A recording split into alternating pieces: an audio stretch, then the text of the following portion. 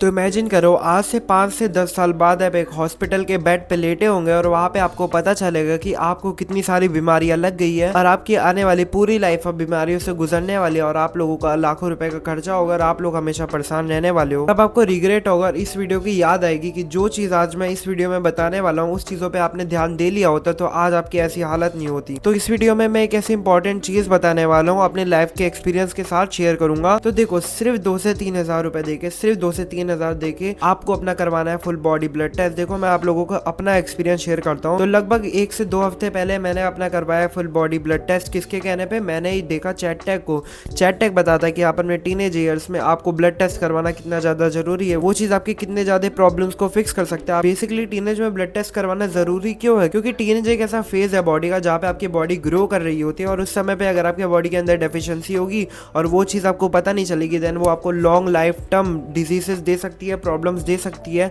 तो सेम चीज़ मैंने करी, मैंने अपना करवाया फुल बॉडी ब्लड टेस्ट। उस टेस्ट में कुछ जो मेजर टेस्ट थे वो था, पहला टेस्टोस्टेरोन, दूसरा था विटामिन डी, तीसरा था विटामिन B12 और ऐसे कई सारे टेस्ट थे, 5 से 10 टेस्ट थे। और उसमें सबसे बड़ी प्रॉब्लम मैंने देखी वो है विटामिन B12 कि मेरा विटामिन B12 इतना ज़्यादा कम हो रखा था जो कि मुझे लाइफ लॉन्ग प्रॉब्लम दे सकती थी। बेसिकली अगर आप विटामिन डी में डेफिशिएंट होते हो, सेवियर डिफिशियंसी होती है आपको, देन आपका ब्रेन जो है अंडर डेवलप हो जाता है, आपका ब्रेन फॉग होने लग जाता है, आपका ब्रेन जो है ढंग से काम नहीं करता, आपके ब्रेन की जो डेवलपमेंट होती है ना टीनेज ईयर्स में वो चीज़ रुक सकती है, आपके जो है नर्व्स वो हेल्दी नहीं रहते हैं। तो जो आपका नर्वस सिस्टम होता है वो चीज़ हेल्दी नहीं रहती है और उससे आपका दिमाग कभी भी ढंग से काम नहीं करता। मैंने कई ऐसे स्टूडेंट्स को देखा है जो कि बहुत मेहनत करते हैं पढ़ाई में बट उनका रिजल्ट नहीं मिलता और रिजल्ट जब नहीं मिलते देन उसके पेरेंट्स उसको स्कोल्ड करते हैं कि भाई तू क्या कर रहा है, तुझे पढ़ाई नहीं आती, तू पढ़ कैसे रहा है, क्या है, उसको स्कोल्ड करते हैं। वो चीज़ कभी इस चीज़ पर फोकस नहीं करते कि भाई वो क्यों नहीं पढ़ पा रहे, उसके इंटरनल प्रॉब्लम्स देखते हैं, वो कभी देखते ही नहीं है। विटामिन B12 की डेफिशिएंसी बहुत बड़ा रीज़न था कि मैं भी अपने स्टडी में जो एवरेज रह जाता था, मेरे को नॉर्मली चीज़ें याद नहीं रहती थी। एंड ये चीज़ मैंने कब रियलाइज़ करी, जब मेरा विटामिन B12 का टेस्ट हुआ और उसमें सेवियर डेफिशिएंसी निकली। और मेरे हिसाब से ये डेफिशिएंसी मेरे को काफ़ी समय से थी और इस समय पे मैं विटामिन B12 का सप्लीमेंट ले रहा हूँ। और इससे पहले की भी एक स्टोरी है। तो बेसिकली मैंने इससे पहले मेरे को एक स्किन प्रॉब्लम हुई थी, उस समय पे मेरे डॉक्टर ने मेरे को रिकमेंड करा था कि विटामिन डी का टेस्ट करवाओ और उस समय पे मेरे को बहुत ही तगड़ी डेफिशिएंसी निकली थी विटामिन डी में भी।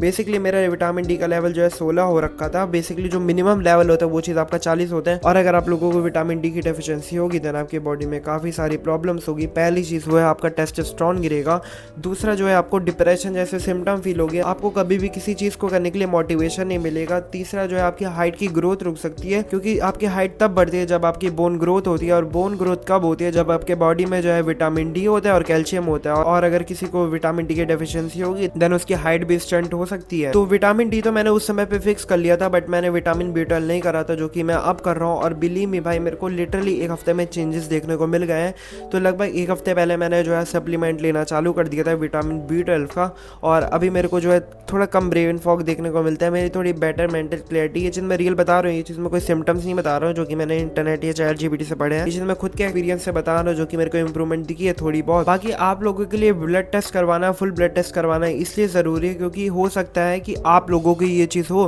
क्योंकि मोस्ट ऑफ जो इंडियंस जो है ना जो कि वेजिटेरियंस है या फिर नॉन वेज भी जो खाते हैं, तो बहुत ही हाई चांसेस रहते हैं कि आप विटामिन B12 में डेफिशिएंट रहोगे। और विटामिन डी की अगर मैं बात करूँ तो मैं पक्का श्योर हूँ जिसमें 90% लोग जो है विटामिन डी में डेफिशिएंट हो गए। आप लोग ब्लड टेस्ट करवा लेना और अगर उसमें विटामिन डी की डेफिशिएंसी नहीं मिलती है तो आप मुझे आके गाली दे देना। बाकी मैं बताता हूँ आपको अगर ब्लड टेस्ट करवाना है, फुल ब्लड टेस्ट करवाना है तो आपको कौन सा वाला ब्लड टेस्ट करवाना है।